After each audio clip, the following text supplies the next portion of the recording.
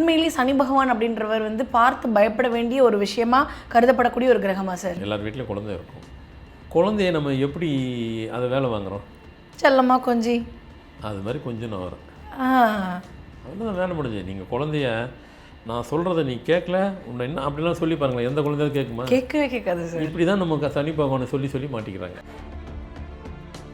சனி பகவானும் அப்படி தான், கொஞ்சுங்க கெஞ்சுங்க. என்ன கொஞ்சம்னு என்ன கெஞ்சணும்? அவரை முதல்ல நீங்கள் திட்டவே கூடாது. அவரை நீங்கள் எப்பவுமே வாழ்த்திக்கிட்டே இருக்கணும். அந்த காலகட்டத்தில் வாழ்த்திக்கிட்டே இருக்கணும். அதிகமாக அவரை போகணும். அப்படியே இறங்கி வந்து அள்ளி தூக்கி கொடுத்துருவார். சுக்கர யோகம் சுக்கர தசையில் அடித்து ஒருத்தர் பெரிய கோடீஸ்வரன் ஆகிட்டான் அப்படி ஜாதகத்தில் எங்கன்னா யாருன்னா சொல்லியிருக்காங்களா, இல்லை யாருக்குன்னா சொல்கிறதெல்லாம் விட்டுறது, யாருக்குன்னா நடந்திருக்கான்னு சொல்லுங்கள். ஒருத்தருக்குமே நடந்துக்கல. சுக்கர தசை நடத்தி கோடீஸ்வரன் ஆனாலாம் கிடையாது. சனி தசையில் தான் கோடீஸ்வரன் ஆகிருக்காங்க. 90% பேருக்கு, 75% 90% பேருக்கு கல்யாண நேரத்தில் தான் வரும். அதோட அந்த நேரத்தில் தான் கல்யாணமே நடக்கும். சரிங்க, அந்த நேரத்தில் கல்யாணம் வர நேரத்தில் இப்போ நம்ம பண்ணாமல் வேறு எங்கே எப்போ பண்ணது? கல்யாணம் அந்த நேரத்தில் பண்ணலாமா வேணாமா அப்படி ஒரு கேள்வி இருக்குது. பண்ணணும், எப்போ பண்ணணும்னு ஒன்று இருக்குது. ஏன்னா அது மொத்தம் 7.5 வருடங்கள். அது 7.5 3 பிரிங்க, 2.5 ஃபஸ்ட்டு ஆரம்பிக்குது பாருங்கள். அந்த நேரத்தில் பண்ணவே பண்ணாதீங்க. டோட்டலாக அவுட் ஆயிரும், வெரைட்டி எடுத்துரும் உங்களை. சனி பகவானை வந்து கூல் பண்ணுறதுக்கு நம்மக்கிட்ட ஏதாவது எண்கள் மூலமாக ஏதாவது ஜாலங்கள் உண்டா சார்? ஏன்னா எல்லாத்துக்குமே எண்கள் அப்படின்ற ஒரு பவரை வந்து எங்களுக்கு கொடுத்துட்டே இருக்கும் பொழுது இதுக்கும் ஏதாவது பவர்ஸ் எண்கள் மூலமாக கொடுக்க முடியுமா சார்? தேதி 6 விதி எண்ணு 6 நம்பர் 9 செஞ்சுக்கலாம். 9 செஞ்சு போட்டிங்கனாக்கா இந்த 7 வருஷம் தாக்கம் உங்களை தாக்கம்லாம் நான் சொல்ல மாட்டேன், தாக்காதுன்னு தான் சொல்லணும். இந்த தாக்கம் அப்படிங்கிறது கிடையாது, தாக்கவே தாக்காது, அப்படியே சாஃப்டாயிரும்.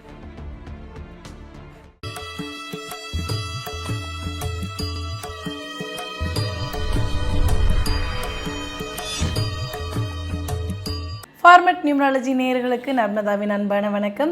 நம்மளுடைய சேனலில் தொடர்ந்து பல்வேறு விதமான ஃபார்மட் நியூமராலஜி மற்றும் ஆன்மீகம் சம்பந்தமான தகவல்கள் பார்த்துட்ருக்கோம். அந்த வகையில் இன்றைக்கி நம்ம பார்க்க போகிற இந்த ஒரு பதிவில் சனி பயிற்சி பற்றியும் சனி பகவான் என்னென்ன விஷயங்கள் எல்லாம் சனி பயிற்சியின் போது கொடுப்பார் அப்படின்றத பற்றின தெளிவான விளக்கம் கொடுக்கறதுக்காக நம்ம கூட இன்றைக்கி ஃபார்மட் நியூமராலஜியினுடைய தந்தை டாக்டர் மகா தனசேகர் ராஜா அவர்கள் நினைஞ்சிருக்கிறாங்க. வணக்கம் சார். வணக்கம்மா. சார், இப்போ சனி பயிற்சி அப்படின்றது எல்லாத்தையுமே தாண்டி இந்த சனி பகவான் அப்படின்ற வார்த்தையை கேட்டாலே மக்களுக்கு எல்லாருக்கும் ஐயோ பிரச்சனைக்குரிய ஒரு கிரகமாச்சே, இல்லை பயப்பட வேண்டிய ஒரு விஷயமாச்சே அப்படிங்கிறது மட்டும்தான் மனசுக்குள்ளே இருக்கும். ஓகே, அவர் வந்து நம்மளுடைய கட்டத்தில் நடந்து போயிட்டுருக்கிறாரு அப்படின்னா நம்ம எந்த வேலைகளும் நம்ம வந்து பண்ணக்கூடாது, இல்லை சக்ஸஸ் ஆகாது, இல்லை வந்து சனி பயிற்சியின் போது நமக்கு நடக்கிற விஷயங்கள் எல்லாமே நெகட்டிவாக நடக்கும். இப்படி பல பேருக்கு பல விதமான ஒரு பிம்பங்கள் இருக்குது சார். உண்மையிலேயே சனி பகவான் அப்படின்றவர் வந்து பார்த்து பயப்பட வேண்டிய ஒரு விஷயமா கருதப்படக்கூடிய ஒரு கிரகம் சார்? இருக்கிறதுல ஈஸியானவர் அவர் தான். ஈஸியானவரா சார்? என்ன சார் குழந்தைங்கள சொல்கிற மாதிரி சொல்லிட்டீங்களே சார். அதான் உண்மை. இப்போது நம்ம வீட்டில் குழந்தைங்க இருக்குது, எல்லார் வீட்லேயும் குழந்தை இருக்கும். குழந்தைய நம்ம எப்படி அதை வேலை வாங்குகிறோம்? செல்லம்மா கொஞ்சி அது மாதிரி கொஞ்சம் நான் வரேன், அவ்வளோதான் வேலை முடிஞ்சு. நீங்கள் குழந்தைய நான் சொல்கிறத நீ கேட்கல உன்னை என்ன அப்படிலாம் சொல்லி பாருங்களேன், எந்த குழந்தையாவது கேட்குமா? கேட்கவே கேட்காது சார். இப்படி தான் நமக்கு சனி பகவானை சொல்லி மாட்டிக்கிறாங்க. இப்போ நீங்கள் சொன்னீங்க பாருங்கள், அதே தான். அப்படி சொல்லக்கூடாது. அந்த நேரத்தில் தான் அவரை வாழ்த்தணும், அந்த நேரத்தில் தான் அவரை அதிகமாக போய் பார்க்கணும். ஆனால் மக்களினுடைய இது என்ன எப்படி இருக்குன்னாக்கா அவரையே நினச்சிட்டு இருக்கிறாங்க. எப்போ பார்த்தாலும் எனக்கு அவரே தான் வராரு கவனம். நீ வர்றதை பாசிட்டிவாக நினை. அதான் இப்போ சொன்னது ஒரே சிம்பிளாக நான் சொன்ன அளவுக்கு யாரும் சொல்லியிருக்க மாட்டாங்க. நம்ம வீட்டு குழந்தைங்க எப்படி வேலை வாங்குகிறோம்? கொஞ்சி தான் வாங்குகிறோம். ஒரு கமா போட்டு கெஞ்சி தான் வேலை வாங்குகிறோம். அப்படி தானே செல்லடா கண்ணா அப்படி கெஞ்சி தான் செய்கிறோம். வேறு யார்ட்டும் கெஞ்ச மாட்டோம். குழந்தைங்கிட்ட கெஞ்சி தான் அதுக்கிட்ட வேலை வாங்கணும். அப்புறமா கொஞ்சி வேலை வாங்கணும். சனி பகவானும் அப்படி தான், கொஞ்சுங்க கெஞ்சுங்க. என்ன கொஞ்சம்னு என்ன கெஞ்சணும்? அவரை முதல்ல நீங்கள் திட்டவே கூடாது. அவரை நீங்கள் எப்பவுமே வாழ்த்திக்கிட்டே இருக்கணும். அந்த காலகட்டத்தில் வாழ்த்திக்கிட்டே இருக்கணும். அதிகமாக அவரை போகணும். அப்படியே இறங்கி வந்து அள்ளி தூக்கி கொடுத்துருவார். ஆமாங்க, அதில் ஒன்றும் மாற்றம் இல்லை. இப்போ நான் என்ன கேட்குறேன், சுக்கர யோகம் சுக்கர தசையில் அடித்து ஒருத்தர் பெரிய கோடீஸ்வரன் ஆகிட்டான் அப்படி ஜாதகத்தில் எங்கன்னா யாருன்னா சொல்லியிருக்காங்களா, இல்லை யாருக்குன்னா சொல்கிறதெல்லாம் விட்டுறது, யாருக்குன்னா நடந்திருக்கான்னு சொல்லுங்கள். ஒருத்தருக்குமே நடந்துக்கல. சுக்கர தசை நடத்தி கோடீஸ்வரன் ஆனாலாம் கிடையாது. சனி தசையில் தான் கோடீஸ்வரன் ஆகிருக்காங்க. ஒரு வார்த்தை சொல்லிப்பாங்க, அவரை மாதிரி கொடுக்குறதும் கிடையாது. சனி போல் கொடுப்பாரும் இல்லை கெடுப்பாரும் இல்லை அப்படின்னு. அது கெடுக்கல அவர். அதான் இப்போது நம்ம அதாவது சொல்லணும், குழந்தைய திட்டினா என்ன பண்ணும்? கோச்சுக்கும். கோச்சிக்கிறதுக்கு பதிலுக்கு திட்டம் அது. ஆ. அதை தான் செய்கிறாரு அவர். அதனால் குழந்தை மாதிரி தான் அவர். ம். இது வரைக்கும் யாரும் சொல்லியிருக்க மாட்டாங்க. நான் ஈஸியாக சொல்லித்தரேன். அந்த நேரத்தில் அதிகமாக கோவிலுக்கு போங்க, வாரம் வாரம் கூட போங்க. அதை விட இன்னொன்று ஆச்சரியமாக இருக்கும். என்னென்னா, இப்போ இதுவே ஆச்சரியம் தான் சொன்னேன். அந்த நேரத்தில் கல்யாணம் பண்ணக்கூடாது அப்படின்னு சொல்கிறாங்க. ஆமாம் சொல்லுவாங்க. 100க்கு 90% பேருக்கு கல்யாணம் அந்த சனி அந்த நேரத்தில் தான் கல்யாணமே நடக்கும். அந்த நேரத்தில் தான் கரெக்ட். ஏன்னா கரெக்டாக 3 முறை ஒருத்தருக்கு ரவுண்டு கட்டி வரும். ஆ. ஒரு மனிதனுக்கு வாழ்க்கையில் 3 முறை அது வந்து போவார் ரவுண்டுக்கு. அந்த மிடில் வரும்போது கரெக்டாக வந்துட்டு கல்யாணம் ஆகிற நேரத்தில் தான் வந்து மாட்டோம். சில பேருக்கு அப்படி இல்லாமல் இப்படி இல்லாமல் மாட்டோம். அதனால் கல்யாணமே நடக்காம கூட போயிடும். அது இருந்துட்டு போகுது. கல்யாண நேரத்தில் பார்த்திங்கன்னா 90% பேருக்கு, 75லேருந்து 90% பேருக்கு கல்யாண நேரத்தில் தான் வரும். அதோட அந்த நேரத்தில் தான் கல்யாணமே நடக்கும். சரிங்க, அந்த நேரத்தில் கல்யாணம் வர நேரத்தில் இப்போ நம்ம பண்ணாமல் வேறு எங்கே எப்போ பண்ணது? கல்யாணம் அந்த நேரத்தில் பண்ணலாமா வேணாமா அப்படி ஒரு கேள்வி இருக்குது. பண்ணணும், எப்போ பண்ணணும்னு ஒன்று இருக்குது.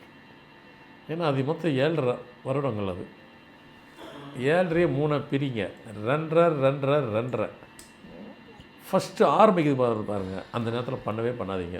டோட்டலாக அவுட் ஆயிரும். ஒரு பெரட்டி எடுத்துரும், உங்களை சொலட்டி அடிச்சிடும். ஒரு புயல் அடித்தா எப்படி இருக்கும் வீட்டில்? அந்த நேரத்தில் நீங்கள் திருமணம் பண்ணிங்கனாக்கா பூகம்பம் தான் வெடிக்கும், புயல் தான் அடிக்கும். மாற்று கருத்தே இல்லை. அதெல்லாம் கிடையாதுங்க. இப்போ தான் ஆரம்பித்தது நான் உடனே பண்ணேன் அப்படின்னு சொல்லி யாருன்னா சக்ஸஸ் ஆன ஒருத்தரை காட்ட சொல்லுங்கள். ஒருத்தர் இருக்க முடியாது, இருக்க விட மாட்டார். முதல்ல 2.5 விட்டுருங்க அவரை. 7 வருஷத்தில் இப்போ தான் ஆரம்பிக்குதுன்னா 2.5 ஃபஸ்ட்டு விடுங்க. அடுத்த 2.5 நடக்குது இல்லையா, 3 2.5 செகண்ட் 2.5 ஒரு வருஷத்தை விட்டுருங்க. மீதி ஒரு 1.5 வருஷம் இருக்கும். அப்போத்துலேருந்து எப்போனாலும் பண்ணிக்கோங்க. மேரேஜ் லைஃபு சக்ஸஸ்ஸு கன்ஃபார்ம்ட் ஆகும். இதை தவிர ஆரம்பிக்கும் போது பண்ணிங்கன்னா அந்த 2.5 வருஷத்துக்குள்ளே மேட்ரு முடிஞ்சிடும், கொலாப்ஸ் பண்ணிடும். சரிங்க, கல்யாணத்துக்கு சொல்லிட்டீங்க. மற்றதுக்கெல்லாங்க அதை சொல்லிட்டேனே. மற்றது எல்லா நேரத்துலேயும் இன்னொரு கரெக்டாக போய் சொல்லணுன்னாக்கா அந்த ஒவ்வொருக்கா பாட்டாக சொல்கிறேன். அந்த மாதிரி உள்ளவங்களுக்கு ஒரு ஆஃபீஸில் இருக்குது. ஆஃபீஸில் உள்ளவங்களுக்கு அந்த சேட்டன் பீரியட் நடக்கும்போது அவர் தான் இன்சார்ஜராக இருப்பார். அந்த இன்சார்ஜராக இருக்கிறவர்கிட்ட அந்த பீரியட் நடக்குதுன்னு நீங்கள் கேளுங்க. இன்றைக்கி தான் எல்லாம் ஓப்பனாக பேசுகிறீங்களே. அப்படி இருந்துனாக்கா அந்த காலகட்டத்தில் அவங்களுக்கு இன்சார்ஜ் கொடுக்காதீங்க, ஆளை மாற்றிடுங்க. நீங்கள் விட்டிங்கனாக்கா அவன் பொல்லாத நேரம் உங்களே காலி பண்ணிடும். ஏன்னா எப்போ ஆரம்பிக்குது எப்போ முடியுதுன்னு உங்களுக்கே தெரியாது. ஆமாம். எப்போ செய்யக்கூடாது எதை செய்யணும்னு உங்களுக்கே தெரியாது. அந்த நேரத்தில் அவர்கிட்ட கொடுத்துட்டு அவரால் பாதிப்பு, அவருக்கு வர பாதிப்பு உங்களுக்கு சேர்த்து பாதிச்சு. அதோட இன்னொன்று, அந்த பேர் நடக்கும்போது பசங்களுக்கு தான் அது இருக்கக்கூடாதுன்னு பொதுவாக சொன்னது எல்லோரும் கேட்குறது.